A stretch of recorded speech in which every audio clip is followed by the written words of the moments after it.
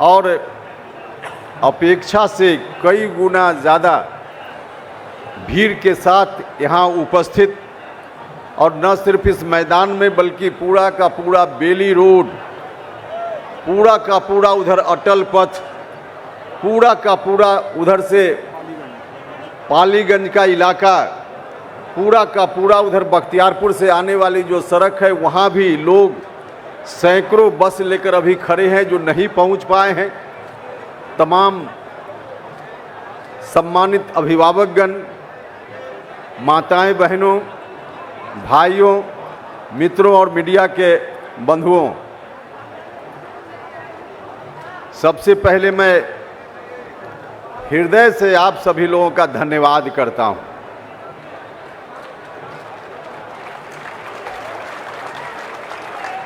इतनी गर्मी है और इतनी भारी भीड़, आपकी उपस्थिति को देखकर वाकई हम सभी का मन गदगद है।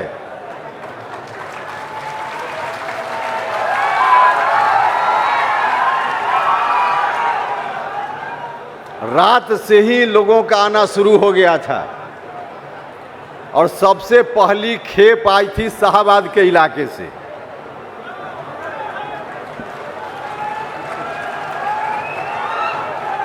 और सबसे अंतिम खेप तो अभी पहुंच ही नहीं पाएगी, वो तो अलग अलग जगह पे लोग खड़े हैं।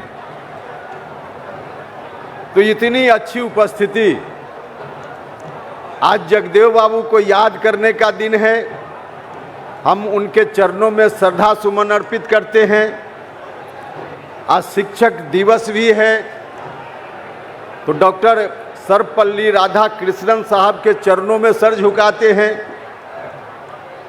और हजरत मोहम्मद साहब का भी जन्मदिन है, हम उनको भी याद करते हैं, उनका भी स्मरण करते हैं। इस संदर्भ में हम और चर्चा करेंगे, जिस विषय के लिए आपको बुलाया गया है उस पर भी चर्चा करेंगे। लेकिन उसके पहले जो कुछ करंट इशू है, चर्चा है, उस पर थोड़ी बात करेंगे। मीडिया के बंधु लगातार पूछ रहे थे कि आपका जो कार्यक्रम है, आज के पहले पूछ रहे थे लगातार कि आपका जो कार्यक्रम है ये शक्ति प्रदर्शन के लिए कार्यक्रम है क्या? भैया, उपेंद्र कुशवाहा को शक्ति प्रदर्शन करने की जरूरत नहीं है।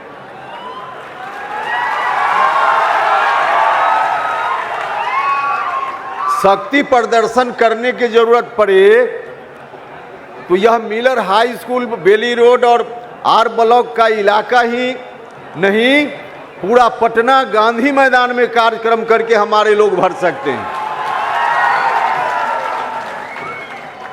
शक्ति प्रदर्शन करने की कोई आवश्यकता नहीं। उपेंद्र कुशवाहा के साथ जो ताकत खड़ी है, वह ताकत उपेंद्र कुशवाहा और राष्ट्रीय लोक मोर्चा के सम्मान में हमेशा तत्पर रहती है। इसलिए आवश्यकता पड़ने पर वही लोग हमारे सम्मान की रक्षा करते हैं, हमको अपने सम्मान की चिंता नहीं करनी पड़ती है। और न सिर्फ बिहार बल्कि देश दुनिया के लोगों ने देखा, जब लोकसभा का चुनाव चल रहा था तो काराकाट के लोग जितने चिंतित नहीं थे, अगल बगल के जिलों के लोग चिंतित थे कि काराकाट में क्या हो रहा है। जो कुछ भी काराकाट में हुआ, अगल बगल के लोगों को लगा कि यह तो कहीं न कहीं हमारे सम्मान के साथ खिलवाड़ हो रहा है। तो बक्सर, भोजपुर, कैमूर, जहानाबाद, पटना, सब जगह के लोगों ने उपेंद्र कुशवाहा के सम्मान की रक्षा स्वयं की, उपेंद्र कुशवाहा को खुद सम्मान की रक्षा नहीं करनी पड़ी। हम इस काम के लिए राजनीतिक प्रदर्शन नहीं करते हैं, और न अभी आज के दिन में आप सब लोगों को इस बात के लिए हमने बुलाने का काम किया है। हम मुद्दों की राजनीति करते हैं, हमेशा हमने मुद्दों की राजनीति की है। अभी जिस मुद्दा की चर्चा हम यहां कर रहे हैं, करने वाले हैं, इस मुद्दा का संबंध बिहार विधानसभा चुनाव से बिल्कुल नहीं है। इस मुद्दा का संबंध राष्ट्रीय स्तर पर है। बिहार के साथ 50 साल से जो अन्याय हो रहा है, उस अन्याय के खिलाफ हम खड़ा होना चाहते हैं। इसका बिहार विधानसभा चुनाव के साथ कोई संबंध नहीं है। हमारा यह कार्यक्रम चुनाव को ध्यान में रखकर नहीं है। संवैधानिक अधिकार परिसीमन सुधार, हम इसकी बात पिछले 3-4 महीनों से कर रहे हैं। हमारी पार्टी ने तय किया कि इस बात को लेकर हम बिहार भर में अभियान चलाएंगे। पार्टी ने तय किया कि बिहार के अलग अलग हिस्सों में हम रैली करेंगे। पहली रैली हमने शाहबाद के इलाके में विक्रमगंज में की, दूसरी रैली हमारी मुजफ्फरपुर में हुई, तीसरी रैली मगध की धरती पर गया जी में हुई, और चौथी रैली अभी पटना के मिलर हाई स्कूल के मैदान में हो रही है। चुनाव अब सामने है। अब आगे का काम चुनाव का काम है, उसमें हमारे साथी लगेंगे, आप सब लोगों को लगना है। लेकिन जिस मुद्दा को लेकर हम चले हैं, इस मुद्दा से संबंधित अभियान का समापन आज नहीं है। हम चुनाव तक के लिए इसको स्थगित करेंगे। बिहार विधानसभा चुनाव के बाद परिसीमन सुधार का विषय हमारा फिर आगे जारी रहेगा, अभियान हमारा आगे जारी रहेगा। तो हम मुद्दों की बात हमेशा करते हैं। हम चुनाव को ध्यान में रखकर सिर्फ कार्यक्रम नहीं बनाते हैं। इस विषय पर भी हम बात करेंगे। लेकिन आज इतना अच्छा संयोग है, 5 सितंबर मीडिया के कई साथियों ने मुझसे यह भी सवाल किया कि 5 सितंबर के दिन का ही आपने क्यों चुनाव किया। बहुत सोच समझकर हमने चुनाव किया है इस दिन का। और 5 सितंबर का ऐतिहासिक दिन जब भी उपेंद्र कुशवाहा याद करता है, तो उपेंद्र कुशवाहा को प्रेरणा मिलती है, ताकत मिलती है, अंदर से साहस मिलता है। पिछले साल जब राज्यसभा की सदस्यता के लिए मेरा नाम चयनित हुआ, तो 5 सितंबर से 5-7 दिन पहले पिछले साल राज्यसभा सचिवालय से मुझको फोन आया कि 4, 5, 6, 7 सितंबर में से कोई एक दिन बताइए, आप अपनी सुविधा के अनुसार जिस दिन आप शपथ ग्रहण करेंगे। हमने बिना सोचे कहा कि 5 सितंबर को करेंगे, और 5 सितंबर को पिछले साल हमने राज्यसभा सदस्यता के लिए शपथ ग्रहण पार्लियामेंट में लेने का काम किया। 5 सितंबर शहीद जगदेव बाबू की शहादत का दिन है। आज हम उनको याद भी करते हैं। हमारी पार्टी विचारधारा की बात करती है। आपको याद होगा, बिहार के लोगों को याद होगा, जब पहली बार पार्टी हमने बनाई थी, राष्ट्रीय लोक मोर्चा गठित की थी, तो पहला कार्यक्रम नमन यात्रा के रूप में हमने किया था। विरासत बचाओ नमन यात्रा उस कार्यक्रम का नाम था। तो हमारी पार्टी जहां एक तरफ विरासत को बचाने बढ़ाने की भी बात करती है, वहीं दूसरी ओर हम विकास और बिहार की समृद्धि कैसे बढ़े इसकी भी बात करते हैं। हमारे लिए विरासत और विकास, और बहुत सरल शब्दों में कहें तो लोगों के लिए इज्जत और रोटी, दोनों मोर्चा पर हमारी पार्टी काम करती है। तो विरासत को बचाना हमारा धर्म है, हमारी पार्टी की ड्यूटी है। जगदेव बाबू को याद करते हैं तो वह विरासत हमको ध्यान में आता है। इसलिए हमने 5 सितंबर के दिन का चुनाव किया है। जगदेव बाबू ने भी कभी अपने जीवन काल में संघर्ष किया था, जिस तरह से आपके सहयोग से हम भी निरंतर संघर्ष कर रहे हैं। जगदेव बाबू ने संघर्ष किया था, और जगदेव बाबू की बहुत सारे लोगों को शायद नहीं मालूम होगा कि जगदेव बाबू ने अपने छोटे से कार्यकाल में दो पिछड़ा समाज के व्यक्ति को मुख्यमंत्री बनाने का काम किया। स्वयं चाहते तो मुख्यमंत्री बन सकते थे, लेकिन नहीं, पिछड़ा समाज के 2 व्यक्ति को उन्होंने मुख्यमंत्री बनाने का काम किया। जब सरकार बनी थी, डॉक्टर लोहिया के सपना के हिसाब से, अभियान के हिसाब से गैर कांग्रेसी सरकार देश में पहली बार बनी, बिहार में भी बनी, और उस सरकार में जगदेव बाबू, जननायक कर्पूरी ठाकुर जी, बीपी मंडल जी जैसे लोग शामिल थे। महामाया बाबू के नेतृत्व में सरकार बनी थी, लेकिन महसूस किया जगदेव बाबू ने कि उस सरकार की कथनी और करनी में अंतर है, तो उन्होंने वहां से इस्तीफा किया, वहां से हट गए। और हटने के बाद जो विधायक दल था उस वक्त, उसमें ब्रेक हुआ, अलग से एक ग्रुप बना, और उस ग्रुप के नेता के रूप में जगदेव बाबू स्वर्गीय बीपी मंडल साहब को बिहार का मुख्यमंत्री बनाना चाहते थे। बीपी मंडल साहब को बिहार का मुख्यमंत्री बनाना चाहते थे, लेकिन संवैधानिक अड़चन था उनके मुख्यमंत्री बनने में। लगातार 6 महीना तक कोई व्यक्ति बिना सदन में रहे हुए मुख्यमंत्री या मंत्री पद पर रह सकता है। तो 6 महीना का कार्यकाल उस समय की सरकार में बीपी मंडल साहब ने पूरा कर लिया था।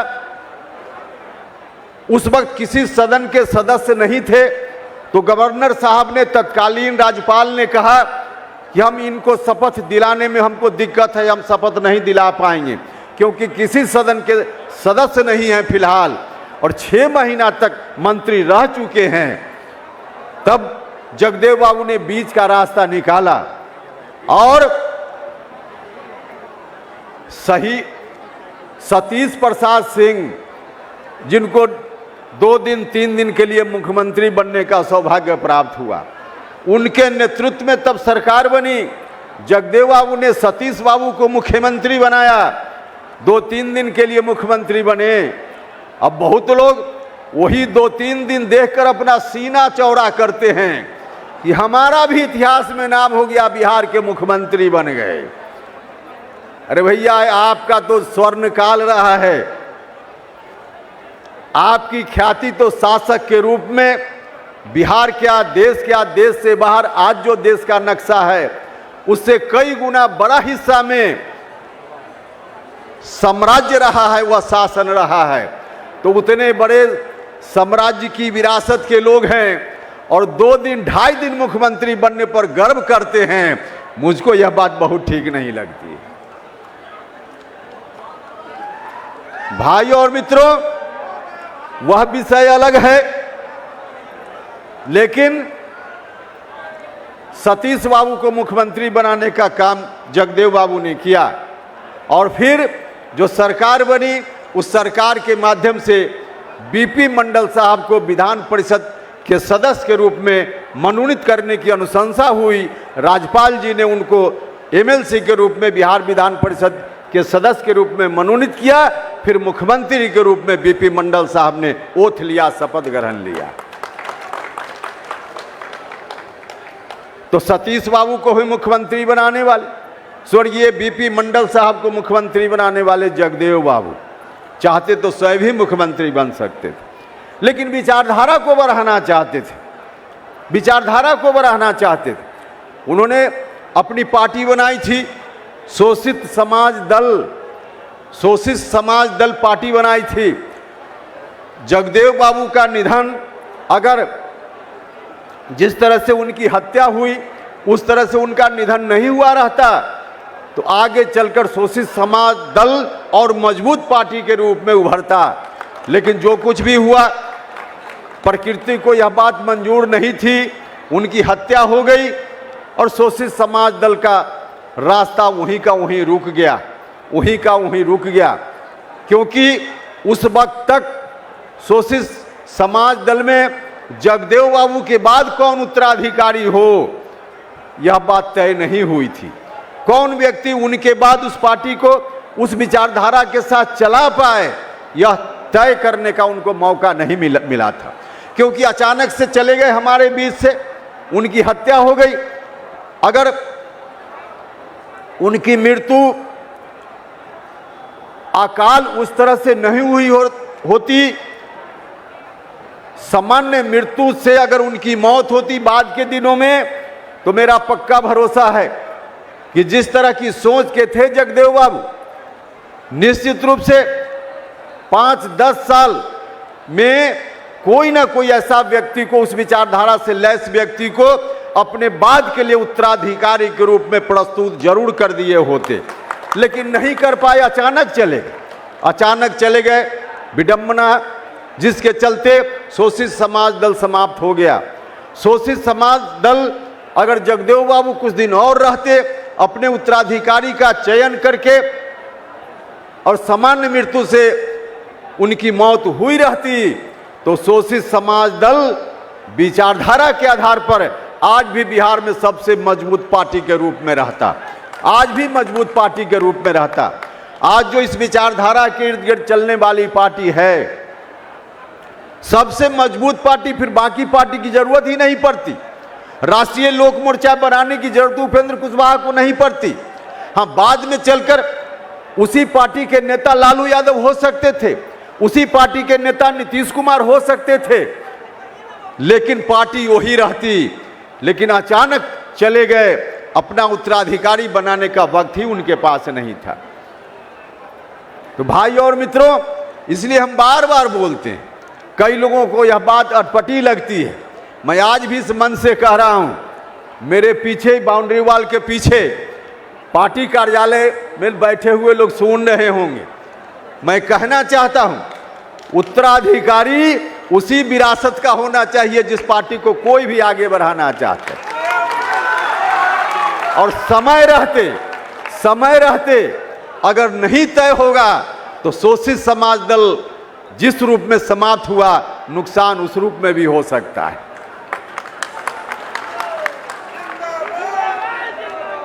तो जगदेव बाबू का इतना बड़ा कंट्रीब्यूशन था उनका। संयोग ऐसा है कि आज शिक्षक दिवस भी है। हम जहां एक तरफ विरासत बचाने की बात, बढ़ाने की बात करते हैं, वहां विकास के लिए, गरीब लोगों के जीवन स्तर को ऊंचा उठाने के लिए, समाज में जो विषमता है उस विषमता को समाप्त करने के लिए, आर्थिक समृद्धि की भी बात करते हैं। और उसके लिए पहली आवश्यकता है,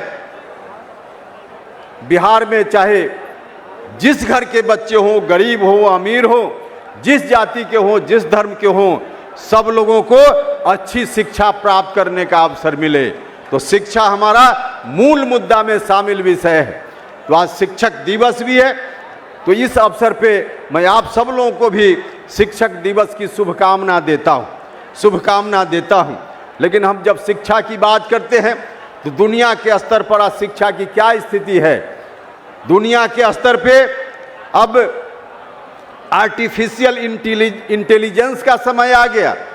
अब शिक्षण संस्थानों में एआई का उपयोग हो रहा है। एक प्राइवेट एजेंसी ने, जो देश से बाहर की एजेंसी है, अभी कुछ दिन पहले रिपोर्ट दी।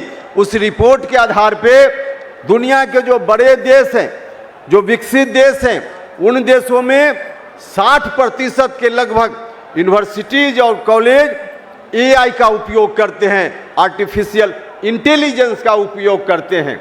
अब तो हम आज शिक्षक दिवस है, लेकिन अब जो आगे आने वाले दिनों में जिसकी शुरुआत हो चुकी है, अब शिक्षक हमारे आपके जैसा कोई व्यक्ति की जगह, मानव की जगह रोबोट शिक्षक का काम करेगा। रोबोट शिक्षक का काम करेगा, जो दुनिया भर की जानकारी से लैस होगा और बच्चों को ही शिक्षा देने का काम करना पड़ेगा। हमको उससे टक्कर लेना पड़ेगा, हमको उससे मुकाबला लेना पड़ेगा। और वैसे शिक्षकों को, मानव जो आदमी है, उसमें इस तरह की गुणवत्ता लाकर उस स्तर का शिक्षक हमको बनाना पड़ेगा, उस स्तर का शिक्षक बनाना पड़ेगा। तब जाकर दुनिया के मुकाबले हम अपने बच्चों को खड़ा कर पाएंगे। हम अपने बच्चों को अगर दुनिया के मुकाबले ले जाना चाहते हैं तो उस मुकाबले हमको खड़ा करना पड़ेगा। और जब इस मुकाबले खड़ा करना पड़ेगा, हम भारत सरकार में मंत्री थे, सिर्फ बिहार नहीं, बिहार से बाहर भी कई राज्य में जाते थे। स्कूल में स्कूली शिक्षा मैं उस वक्त देख रहा था, विद्यालय में जाते थे, खासकर सरकारी विद्यालय या बहुत सारा प्राइवेट विद्यालय में भी। वहाँ बच्चों से सवाल करते थे कि बताओ कि पढ़ लिख कर क्या सपना है तुम्हारा, क्या बनना चाहते हो। तो आज तक एक बच्चा भी नहीं मिला जिसने यह कहा हो कि पढ़ लिख कर हम शिक्षक बनना चाहते। किसी ने कहा डॉक्टर बनना चाहते, किसी ने कहा इंजीनियर बनना चाहते हैं, किसी ने कहा कि साइंटिस्ट बनना चाहते हैं, किसी ने कहा कि सेना में भर्ती होकर देश के लिए लड़ना चाहते हैं, इत्यादि इत्यादि सब कुछ कहा, लेकिन शिक्षक बनना चाहते हैं किसी ने नहीं कहा। भाई और मित्रों, ऐसी स्थिति क्यों है? विकसित राष्ट्र जो दुनिया के हैं वहाँ ऐसी स्थिति नहीं है। वहाँ प्राथमिकता होती है बच्चों के लिए कि हम शिक्षक बनेंगे, तो कहीं ना कहीं यह गिरावट आई है। यह गिरावट बाद के दिनों में आई है। पहले जितना शिक्षकों का सम्मान था हमारे समाज में, सरकारी स्तर पे या समाज के स्तर पे, आज उतना सम्मान नहीं है। तो शिक्षकों की साख को भी लौटाने का काम करना है, लेकिन शिक्षकों की यह साख लौटाने में सरकार की भी भूमिका होगी। सरकार की भी भूमिका होगी।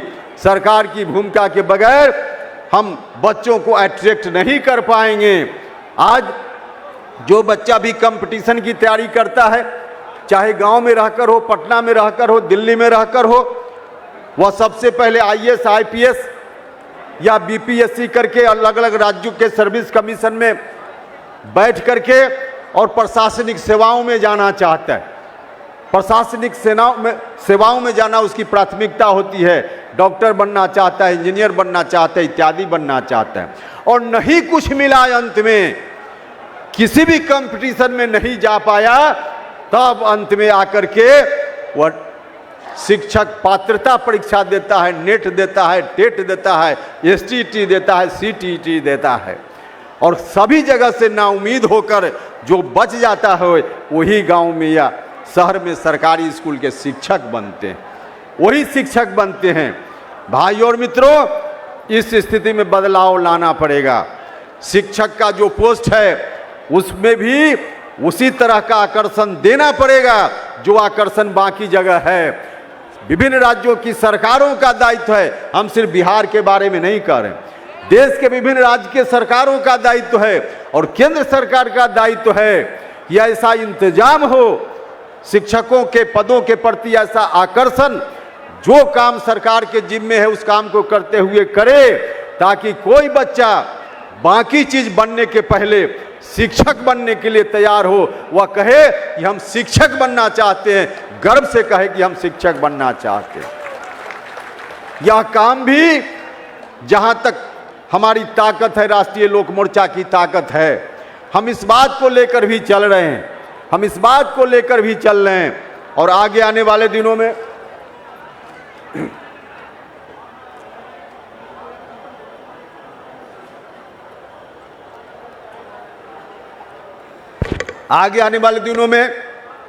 सत्ता में भी जितनी ताकत हमको मिल पाएगी, उस ताकत का पूरा पूरा इस्तेमाल बिहार के गरीब बच्चों के लिए अच्छी से अच्छी शिक्षा कैसे हो, शिक्षकों का सम्मान कैसे लौटे, इस काम में हम लगाने का काम करेंगे। यह अभियान हम आज से हमने नहीं शुरू किया।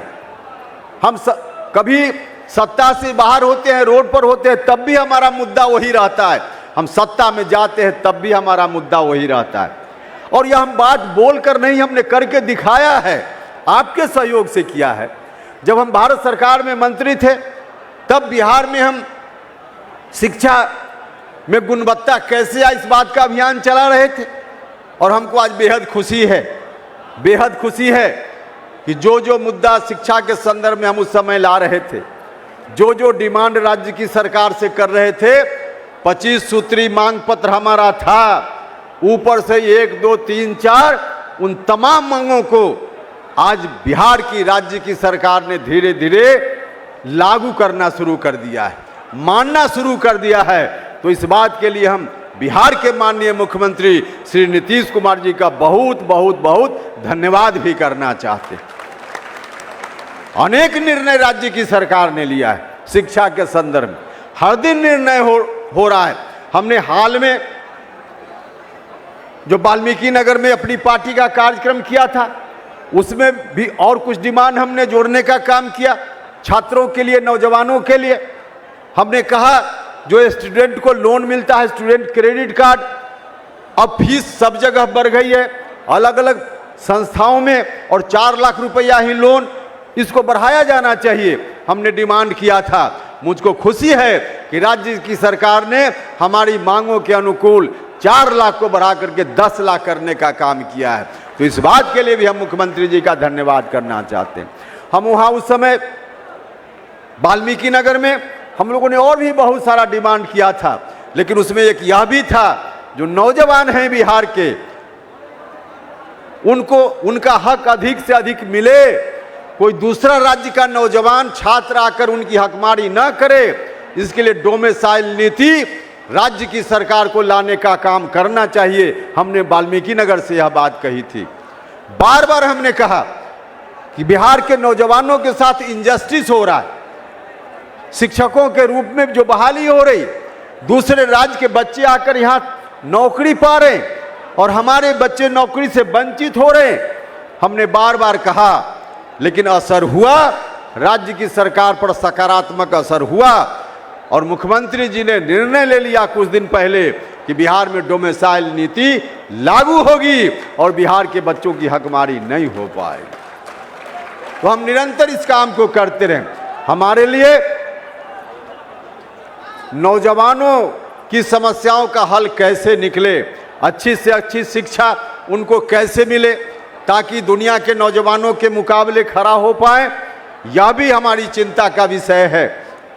हम आज देख रहे हैं कि भारत सरकार के सहयोग से, हमारे प्रधानमंत्री जी के सहयोग से, मुख्यमंत्री जी के सहयोग से निश्चित रूप से नौजवानों को अवसर मिल रहा है, अवसर मिल रहा है। नरेंद्र मोदी जी के प्रधानमंत्री बनने के पहले स्टार्टअप शब्द शायद ही किसी ने सुना होगा। जो लोग उस महकमा के होंगे, उस सेक्टर के होंगे, वही लोग जानते होंगे, लेकिन आम आदमी स्टार्टअप शब्द कभी नहीं सुना होगा। लेकिन स्टार्टअप प्रधानमंत्री जी ने उसको अपने एजेंडा में शामिल किया, केंद्र सरकार के एजेंडा में शामिल किया और नौजवान अब स्टार्टअप की ओर जा रहे हैं। न सिर्फ देश के नौजवान, बिहार के नौजवान भी, लगभग 5000 बिहार के यूथ आज स्टार्टअप तक पहुंच गए हैं, स्टार्टअप में लग गए हैं। देश के जो दूसरे राज्य हैं उनके मुकाबले हम पीछे हैं, यह बात ठीक है, लेकिन हमारा नौजवान भी वहां तक जा रहा है, यूथ जा रहा है। तो हमारे यहाँ जो नौजवान हैं उनके अंदर कोई मेरिट की कमी नहीं है, उनके अंदर क्षमता का अभाव नहीं है। उनको भी मौका मिले तो स्वर्ग में सीढ़ी लगाने का काम बिहार का नौजवान कर सकता है, कर सकता है। तो यह मौका धीरे धीरे मिल रहा है। जहां तक हमारी ताकत, हमारी पार्टी की ताकत आगे आने वाले दिनों में सत्ता में बढ़ेगी, हम उस ताकत का इस्तेमाल बिहार के नौजवानों के हक को दिलाने में भी पूरा इस्तेमाल करने का काम करेंगे। तो भाइयों और मित्रों, हमारी पार्टी का तो नारा ही है, जय किसान जय नौजवान। हम किसानों की भी बात करते हैं, नौजवानों की भी बात करते हैं।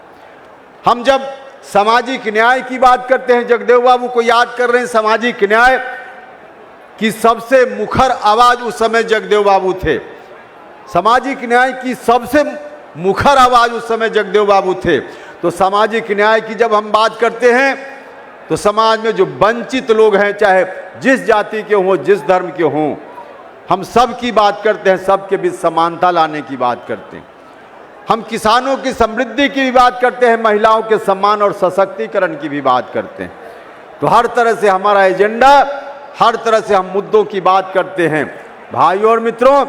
इसलिए आगे आने वाले दिनों में इस विषय को लेकर हमको आगे बढ़ते रहना है। आपका साथ चाहिए, सहयोग चाहिए। आज जो विषय है, इस विषय पर भी हम चर्चा करेंगे, लेकिन उसके पहले क्योंकि हम विरासत की बात बार बार कर रहे हैं, जगदेव बाबू का नाम बार बार ले रहे हैं। भाई और मित्रों, उस विरासत को आगे बढ़ाने में बड़ी भूमिका थी। बिहार में जो एक शासन चलता था, सम्राट अशोक का नाम दुनिया भर के लोग आज लेते हैं। हमारी प्रतिष्ठा न सिर्फ बिहार की प्रतिष्ठा बल्कि हिंदुस्तान की प्रतिष्ठा, भारत की प्रतिष्ठा अगर दुनिया भर में है तो उसमें सम्राट अशोक के कारण भी आज भी वह प्रतिष्ठा, इसकी चर्चा होती है। जब हम उन दिनों को याद करते हैं, हम उन दिनों को याद करते हैं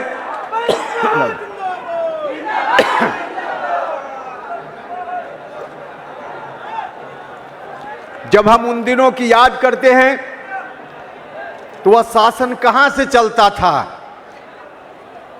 वह साम्राज्य कहां से चलता था। उस साम्राज्य की सीमा अफगानिस्तान, बांग्लादेश, बर्मा कहां कहां तक सीमा थी, अफगानिस्तान कहां कहां तक थी, लेकिन चलता कहां से था, इसी पटना की धरती से, जो उसके उस समय हम लोग पाटलिपुत्र की धरती कहते थे। यहीं से वह साम्राज्य चलता था। हम जब उसको याद करते हैं तो न सिर्फ महापुरुषों की जयंती पर, उनकी पुण्यतिथि पर हम याद करें, बल्कि ऐसी स्थिति बने कि रोज हम उनको याद करें, बिना याद किए हुए उनको हम याद करते रहें, अनजाने याद करते रहें, इसकी जरूरत है। और इसी के लिए हमने बार बार कहा है कि पटना का नाम जिस तरह से कलकत्ता का नाम कोलकाता हो सकता है, बंबई का नाम मुंबई हो सकता है, मद्रास का नाम चेन्नई हो सकता है, तो क्या पटना का नाम पाटलिपुत्रा नहीं हो सकता? तो पटना का नाम पाटलिपुत्रा हो, यह भी हमारी मांग है। हम पहले से इस मांग को उठाते रहे हैं, पहले से उठाते रहे हैं। आगे आने वाले दिनों में आज भी हम आग्रह करते हैं इस मंच से, राज्य की सरकार से, कि राज्य की सरकार पटना का नाम पाटलिपुत्र करने का प्रस्ताव अविलंब ले, भारत सरकार को भेजे। आवश्यकता अनुसार भारत सरकार कार्रवाई करेगी, फिर हम लोग वहां भी देखेंगे। लेकिन राज्य की सरकार के जिम्मे जितना काम है राज्य की सरकार करे। हम फिर दोहराएंगे कि आगे आने वाले दिनों में जितनी ताकत आप दीजिएगा, बिहार के लोग देंगे, तो इस मांग को पूरा कराने की दिशा में भी उस ताकत का इस्तेमाल करने का काम हमारी पार्टी करेगी। तो ऐसे तमाम मुद्दों की हम बात करते हैं। कुल मिलाजुलाकर उपेंद्र कुशवाहा पद नहीं परिवर्तन की बात करता रहा है। हम पद की चिंता नहीं, परिवर्तन की चिंता करते हैं। हम बदलाव की चिंता करते हैं। वंचित समाज के लोगों को न्याय कैसे मिले, हम इसकी चिंता करते हैं। समाज के सभी वर्ग के लोग जो वंचित हैं, चाहे महादलित भाई हो, दलित भाई हो, अति पिछड़ा भाई हो, पिछड़ा भाई हो, अल्पसंख्यक समाज के लोग हों या सामान्य जाति के लोग हों, हम सब की बात करते हैं। जो भी वंचित है, जिसके साथ भी अन्याय हो रहा है, उस अन्याय के खात्मा की हम बात करते हैं। उसको समाप्त करके हम एक नया समाज बनाने की बात करते हैं। जगदेव बाबू के सपना के अनुकूल का समाज, जननायक कर्पूरी ठाकुर जी के सपना के अनुकूल का समाज, और उससे थोड़ा पीछे चले जाइए तो भगवान बुद्ध के सपना के अनुकूल, ज्योतिबा फूले के सपना के अनुकूल, डॉक्टर अंबेडकर के सपना के अनुकूल, सबको समाहित करके जो विरासत बनती है आज की तारीख में, उसके अनुकूल बिहार के समाज का निर्माण हमारी पार्टी करना चाहती है। इसलिए हम आपसे ताकत चाहते हैं। आज परिसीमन हमारा विषय है। मीडिया के लोग कहते रहते हैं, कई मीडिया के लोगों ने कुछ दिन पहले मुझसे कहा कि परिसीमन को बिहार विधानसभा चुनाव में आप मुद्दा बनाएंगे क्या? लोग कहते हैं कि चुनाव है इसलिए आप परिसीमन को मुद्दा के रूप में उठा रहे हैं। हमने कहा कि भैया, बिहार विधानसभा से क्या रिश्ता है उसका, चुनाव से क्या संबंध है उसका? तो मुद्दा क्योंकि राज्य के हित का मुद्दा है, इसलिए हम उठा रहे हैं। और जैसा कि हमने कहा कि चुनाव के बाद भी हमारा अभियान जारी रहेगा, तो परिसीमन बहुत आवश्यक है। संविधान ने जो हमको अधिकार दिया था, डॉक्टर अंबेडकर साहब के नेतृत्व में जो गठित टीम थी, उस टीम ने जो अधिकार दिया था, उस अधिकार से हमको वंचित करने का प्रयास किया गया है पिछले 50 वर्षों से। और उसका खामियाजा बिहार भुगत रहा है। संविधान में व्यवस्था है, आज़ादी के समय जो संविधान हमको मिला उस संविधान में यह बात लिखी हुई है कि प्रत्येक 10 साल पर देश में जनगणना होगी और जनगणना में जो आंकड़ा आवेगा जनसंख्या के बारे में, उस आंकड़ा के आधार पर देश में चाहे संसद में सीटों की संख्या हो या राज्य की विधानसभाओं में सीटों की संख्या हो, उस जनसंख्या के आंकड़ा के आधार पर सीटों की संख्या प्रत्येक 10 साल की जनगणना के बाद तय की जाएगी। यह बात संविधान में लिखी हुई है और संविधान की व्यवस्था के हिसाब से पहली बार आज़ादी के बाद 1951 में जनगणना हुई, उसके बाद परिसीमन हुआ, सीटों की संख्या बढ़ी, लोकसभा में भी 61 में जनगणना, उसके आंकड़ा के आधार पर फिर परिसीमन हुआ, संख्या बढ़ी, 1971 में जनगणना हुई, उसके आधार पर फिर परिसीमन हुआ, फिर संख्या बढ़ी। लेकिन 71 के बाद जब आपातकाल का दौर था, आज वोटर अधिकार क्या क्या करके राहुल गांधी जी यात्रा करके चले गए हैं। 1976 में कांग्रेस ने जब आपातकाल लागू किया था, आपातकाल की समाप्ति के बाद उस वक्त जो सरकार आई उसने तमाम उस तरह के मुद्दों को बदलने का काम किया जो आपातकाल में बिहार के ऊपर, देश के ऊपर थोपने का काम कांग्रेस की सरकार ने, कांग्रेस के लोगों ने किया था। लेकिन उसका एक अवशेष अभी भी बचा हुआ है। उसी समय 1976 में संविधान में परिवर्तन हुआ, जिस परिवर्तन के हिसाब से यह कहा गया कि अगले 25 साल तक परिसीमन का काम जनसंख्या के आधार पर नहीं होगा, मतलब परिसीमन को रोक दिया गया। 25 साल तक एक बार 76 में, उसके बाद फिर जब 25 साल पूरा होने वाला था तो फिर अगला 25 साल, 50 साल, 1976 से 50 साल, अब 50 साल की सीमा अब 26 में पूरी होने वाली है, पूरी होने वाली है। और फिर से परिसीमन का रास्ता संविधान के हिसाब से खुलने वाला है, खुलने वाला है।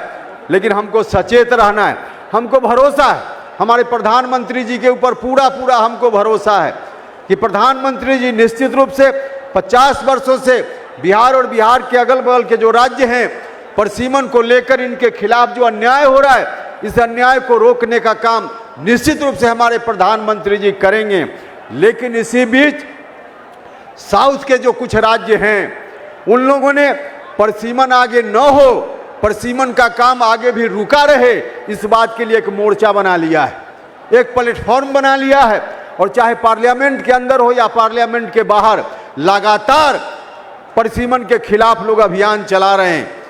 तो मुझको लगा कि परिसीमन के खिलाफ मुखर होने वाले लोगों ने अपना प्लेटफॉर्म बना लिया है। अगर हम लोग चुप रह जाएंगे, बिहार चुप रह जाएगा। बिहार क्योंकि तमाम तरह के जो परिवर्तन इतिहास में हुए हैं, उसका वाहक मुख्य रूप से बिहार रहा है। इसलिए हमको लगा कि बिहार से इस आवाज को बुलंद करना चाहिए।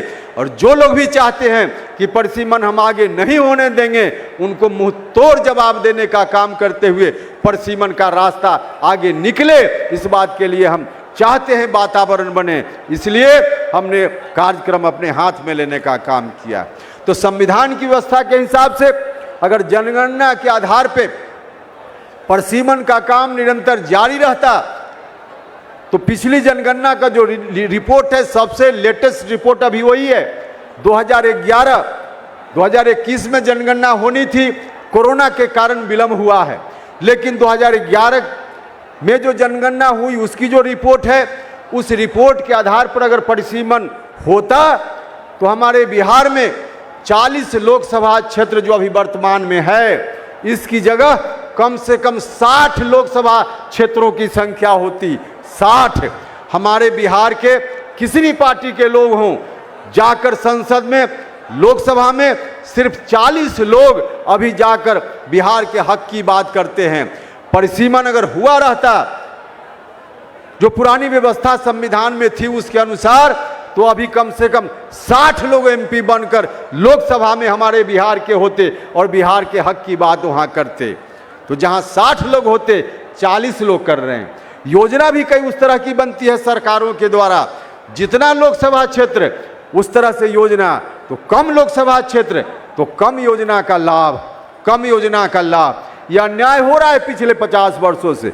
इस अन्याय को रोकना है कि नहीं रोकना है? इस अन्याय को रोकना है तो इस आवाज को और बुलंद करने का काम करना पड़े, इस आवाज को और बुलंद करने का काम करना पड़े। भाइयों और मित्रों, इसलिए समय कितना है? टाइम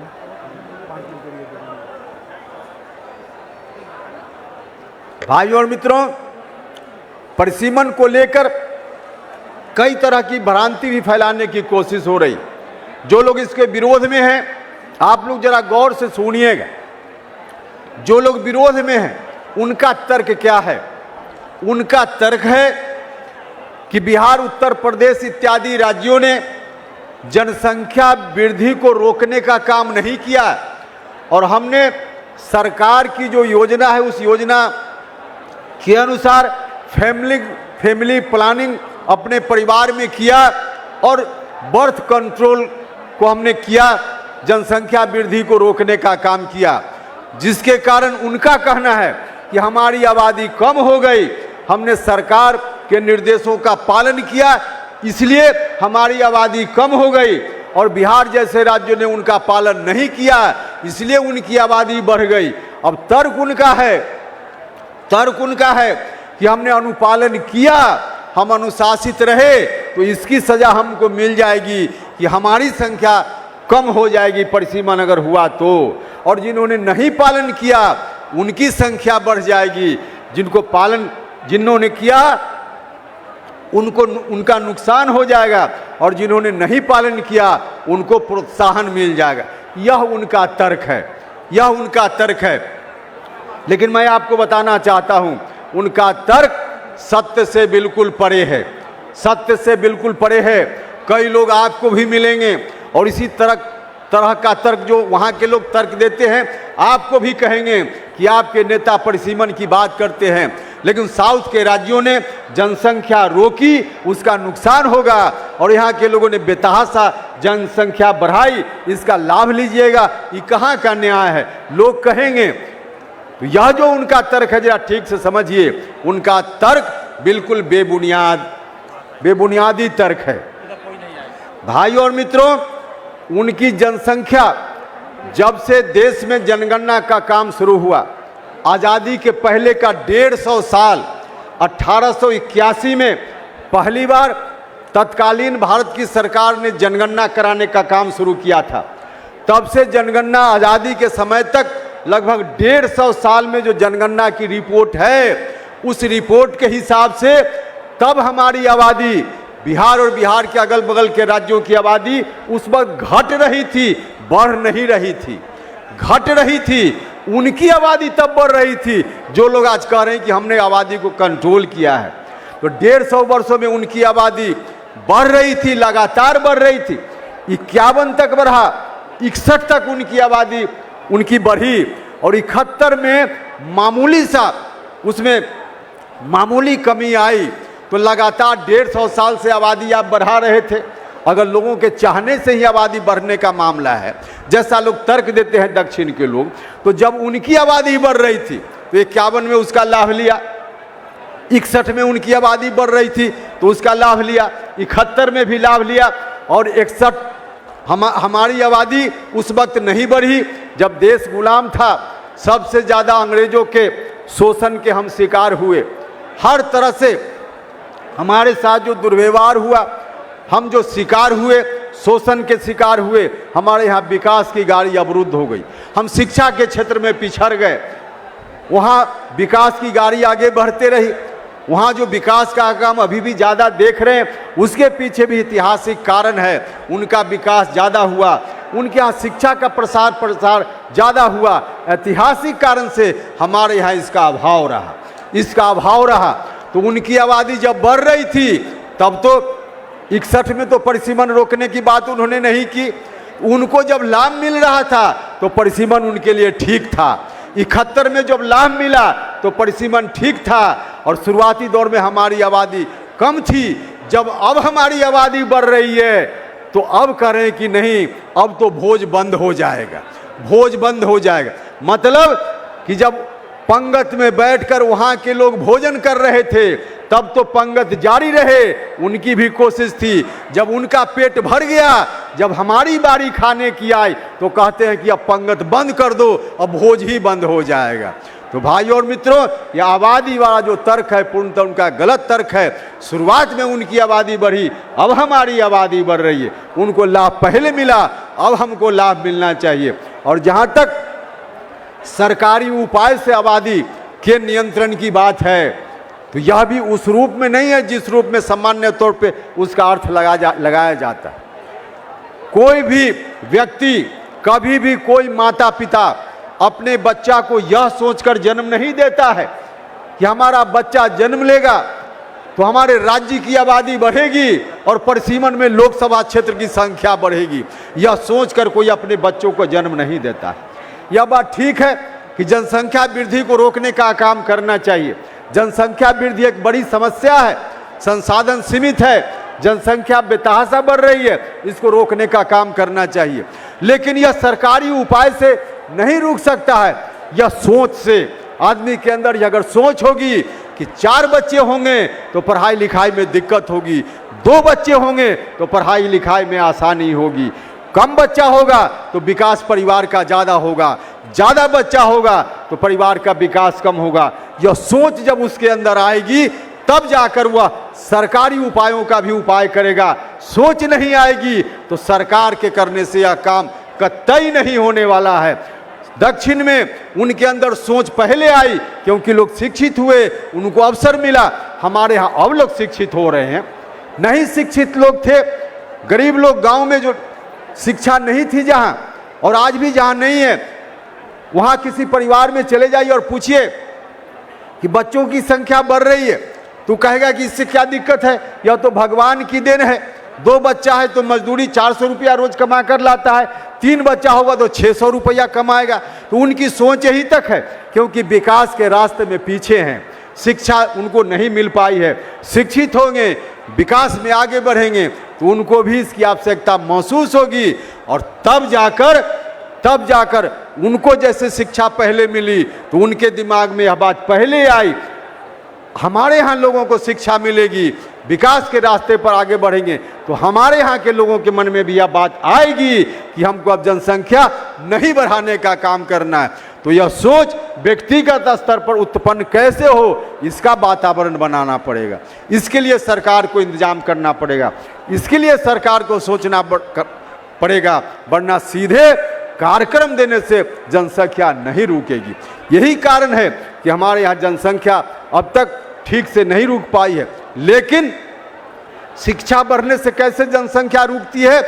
एक सर्वे बार बार माननीय मुख्यमंत्री जी बोलते हैं, एक सर्वे बिहार में है, एक अध्ययन है, उस अध्ययन के हिसाब से कोई अशिक्षित महिला माँ बनती है और कोई मैट्रिक पास महिला माँ बनती है तो बच्चा जन्म देने का रेट, जो मैट्रिक पास महिला है उनके यहाँ बच्चा को जन्म देने का रेट कम हो जाता है। अशिक्षित महिला नहीं सोचती, मैट्रिक पास कर जाती है, माँ बनती है तो सोचती है कि हमारा बच्चा कम होना चाहिए, तो संख्या कम हो रही है। एक सर्वे है कि मैट्रिक पास लड़की जब माँ बन रही है तो उनके यहाँ जन्म दर कम हो रहा है। इंटर पास कर जाती हैं तो उनके यहाँ और थोड़ा रुक जा रहा है। तो जैसे जैसे शिक्षा का प्रचार प्रसार हो रहा है, विशेषकर महिलाओं में प्रचार प्रसार हो रहा है, वैसे वैसे उस काम में हम भी प्रगति कर रहे हैं, हम भी आगे बढ़ रहे हैं। तो इतिहास में जो गड़बड़ी हुई है उस गड़बड़ी के चलते हमको सजा नहीं मिलनी चाहिए। आगे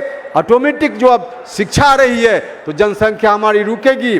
उस समय जो भी परिसीमन के चलते जो कुछ भी जिस राज्य को मिलेगा ठीक है, लेकिन आज परिसीमन हो इसकी जरूरत है, नहीं हो रहा है, यह अन्याय है। इस अन्याय के खिलाफ इसीलिए हमने अभियान छेड़ने का काम किया है। तो आप सब लोगों से बार बार आग्रह है कि सब लोग मिलकर इस काम में आगे बढ़िए। हम फिर दोहराएंगे कि हमको पूरा भरोसा है कि परिसीमन का काम अगले साल जो जनगणना होने वाली है उसके आधार पर भारत की सरकार निश्चित रूप से करेगी।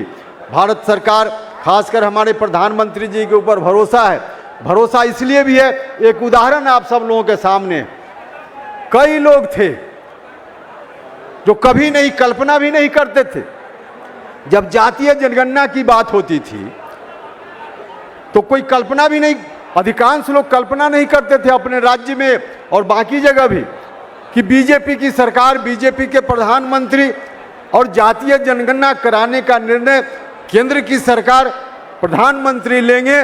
बहुत लोगों को लगता था कि ना, यह काम हो ही नहीं सकता, भारतीय जनता पार्टी यह काम कर ही नहीं सकती है। अरे भारतीय जनता पार्टी वह भारतीय जनता पार्टी है जिसके नेता नरेंद्र मोदी जी हैं, और नरेंद्र मोदी जी हैं तो किसी को चिंता करने की जरूरत नहीं, चिंता करने की जरूरत नहीं। तो जिन लोगों ने कल्पना की थी, जो लोग कुछ भी आशंका व्यक्त कर रहे थे, उनको मुंह की खानी पड़ी होगी जब भारत की सरकार ने जातीय जनगणना कराने का हमारे प्रधानमंत्री जी ने निर्णय लिया, तो सब लोगों की आंखें खुल गई कि भारत की सरकार, हमारे प्रधानमंत्री जी सामाजिक न्याय के लिए हर आवश्यक काम कर सकते हैं, कोई शंका करने की जरूरत नहीं है। इसलिए हमारे जैसे लोगों का भरोसा उनके ऊपर है, और इसी भरोसा के कारण हम आपको विश्वास दिलाते हैं कि परिसीमन का काम भी केंद्र सरकार सकारात्मक ढंग से अपने हाथ में लेगी और यह काम भी आगे होगा। लेकिन हमको अपना अभियान जारी रखना पड़ेगा। फिलहाल विधानसभा का चुनाव होना है, विधानसभा का चुनाव होना है। कई लोगों के मन में इस विधानसभा चुनाव को लेकर भी सवाल रहता है। भाई और मित्रों, एनडीए के पक्ष में वातावरण है, आप सब लोगों से भी आग्रह है कि एनडीए के पक्ष में वातावरण जो है उसको और तेज करिए और मजबूती दीजिए। भारत की सरकार और राज्य की सरकार मिलकर जो काम कर रही है, बिहार के सामने ऐसा सुनहरा मौका, शायद अगर चूक गए तो कभी ऐसा मौका नहीं आएगा, कभी ऐसा मौका नहीं आएगा। हमारे प्रधानमंत्री जी ने बार बार कहा है कि भारत को विकसित राष्ट्र बनाना है, और भारत विकसित राष्ट्र तभी बनेगा जब बिहार विकसित राज्य बनेगा, बिहार विकसित राज्य बनेगा। तो बिहार के विकास की दिशा में दोनों सरकार मजबूती से काम कर रही है। बिहार के माननीय मुख्यमंत्री जी ने निरंतर काम किया है, हर तरह से काम किया है, बताने की जरूरत नहीं है। अभी हाल के दिनों में जो कुछ निर्णय हुए हैं, उन निर्णयों के कारण तो विपक्षी पहले ही से चारों खाने चित हो गया है, चारों खाने चित हो गया है। पेंशन की राशि को बढ़ाने का काम करना, बिजली फ्री करने का काम करना, मानदेय, कई समूह का मानदेय बढ़ाने का काम करना, तो यह सब काम और बाकी भी सड़क बनाना हो, बिजली का काम हो, निरंतर माननीय मुख्यमंत्री जी हर तरह से कर रहे हैं। तो इसलिए दोनों सरकार मिलकर अच्छा काम कर रही है। तो हम अभी तक जितने काम हुए हैं, हो रहे हैं, उसके लिए मुख्यमंत्री जी का भी हृदय से, इस मंच से अपनी पार्टी की ओर से धन्यवाद करते हैं, और आदरणीय प्रधानमंत्री जी का भी धन्यवाद करते हैं। और आपसे अंत में आग्रह करते हैं कि आप सब लोग जाइए और एनडीए के पक्ष में माहौल बनाइए, वातावरण बनाइए, ताकि जो लक्ष्य हमारा है, फिर से एनडीए की सरकार बने, एनडीए की सरकार नीतीश कुमार जी के नेतृत्व में बनाने में हमको कामयाबी मिले। विपक्ष के लोगों के पास कोई मुद्दा नहीं है, इसलिए अनर्गल बातों को लेकर आपके बीच आएंगे। अभी एसआईआर का मुद्दा लाया, कोई मुद्दा ही नहीं है। एसआईआर का मुद्दा, जीरो से राहुल गांधी जी की यात्रा की शुरुआत हुई थी और जीरो पर जाकर उनकी यात्रा समाप्त हो गई है, कोई मतलब नहीं है। एसआईआर के नाम पर बिहार की जनता को बरगलाने चले थे, लेकिन बिहार की जनता नहीं बरगलाने वाली है। और आरजेडी का तो कहना ही क्या है, आरजेडी का कहना ही क्या है। इनको तो न कोई विकास से लेना देना है और न इनको और कोई बात से लेना देना है, तो कुछ भी अनर्गल बात। और कभी गंगा किनारे जाकर डांस कर लेने से कोई मुख्यमंत्री बन जाए तो सबसे बड़ा डांसर भारत का प्रधानमंत्री बन जाए, सबसे बड़ा डांसर भारत का प्रधानमंत्री बन। अरे भाई, आप अपनी छवि भी जरा ठीक रखिए। क्या लफुआ की तरह डांस करते हैं? डांस करने की कोई जगह हो उस तरह से तो कीजिए, एंजॉय कीजिए, इस पर रोक नहीं है। नाचना कोई बुरी चीज़ नहीं, नाचना बुरी चीज़ नहीं है, लेकिन जिस तरह से लफुआ की तरह प्रदर्शन कर रहे हैं तो आपकी खुद की छवि भी गलत जा रही है। भाई, आप उम्र में छोटे हो इसलिए सजेशन भी दे रहे हैं, छवि को बना के रखो, बचा के रखो। अभी तो कहीं से कोई दाल नहीं गलने वाली है। नीतीश कुमार जी मुख्यमंत्री हैं, रहेंगे तो किसी की कोई दाल नहीं गलने वाली है। विपक्ष लाख छटपटा ले, कुछ नहीं होने वाला है। लेकिन उन लोगों का काम ही यही है, कुछ कुछ अनर्गल बात बोलेंगे और बिहार की जनता को बरगलाने का प्रयास करेंगे। भाइयों और मित्रों, आपसे आग्रह है कि बिहार की जनता के बीच में आप सब लोग रहते हैं, तो बरगलाने वालों से सचेत कर लीजिए, उसको समेट लीजिए। दुनिया की कोई ताकत एनडीए को शिकस्त देने का काम नहीं कर सकती है, नहीं कर सकती है। हम तो यह कहते हैं कि जो रिजल्ट हुआ लोकसभा में, उससे कई गुना बेहतर रिजल्ट विधानसभा में होगा।